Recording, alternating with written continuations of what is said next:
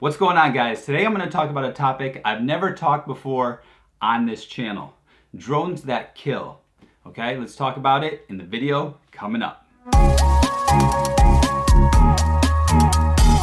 So on this channel I talk about drones and photography, and usually it's tips, news, and things to help you guys out.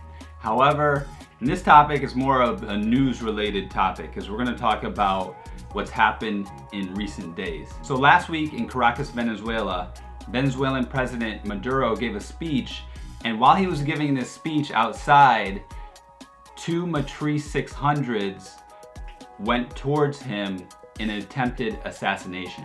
As many of you know, DJI's Matrice 600 can carry up to 25 pounds or maybe even a little more of weight, and they used this drone, the Matrice 600, for this assassination attempt. And so it was a group of soldiers who weren't happy with the president, so they formed their own dissident group called Soldiers in T-shirts. Thankfully, no one was seriously hurt. However, a few people were injured.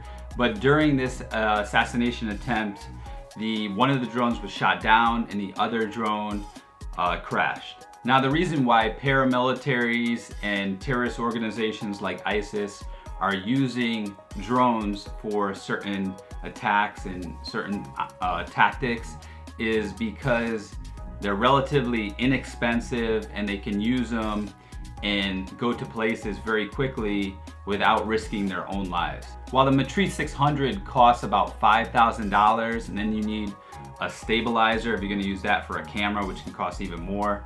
All right, it's around $5,000. There's many other drones that can go as far or even farther. So one of the most popular terrorist organizations, ISIS, uses DJI Phantom 4s. And what they've done with the Phantom 4, it's a drone that can travel up to 4 miles. All right, it costs about $1,000, so it's very inexpensive. And it can carry about 2 pounds. So what they do is they actually don't use this drone often to drop a bomb to hurt someone or kill someone. What ISIS has used the DJI Phantom 4 in recent years is they've attached a little bomb to the bottom of the Phantom 4, and what they've done is they've flown it over an oil rig, and then they've dropped that bomb, and then when it hits the oil rig, it explodes and fire goes everywhere. As the fire goes up, smoke disseminates throughout that area, and because it's the Middle East, it's completely flat.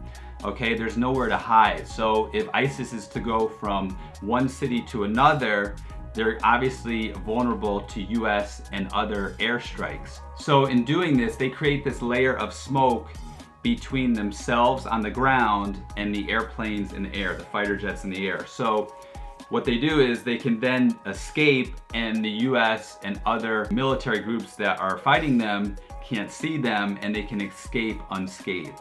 Obviously, terrorist groups and anti-government and military groups aren't the only ones using drones.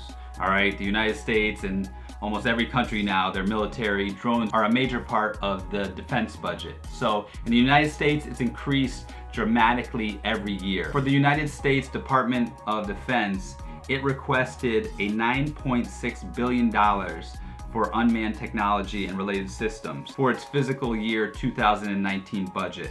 That's a 28% increase from the previous year, according to a June report from the Association for Unmanned Vehicle Systems International. Now, of this allotted budget, more than 10% went to underwater drones and like maritime drones technology. So last week, the Department of Defense was awarded an $800 million contract to research and develop underwater drones. Now, work on this project is expected to be completed by the year 2023. So next week, I'm going to talk about all the different drone uses. Obviously, today we talked about military drones, underwater drones, how drones are used for more violent and war type purposes.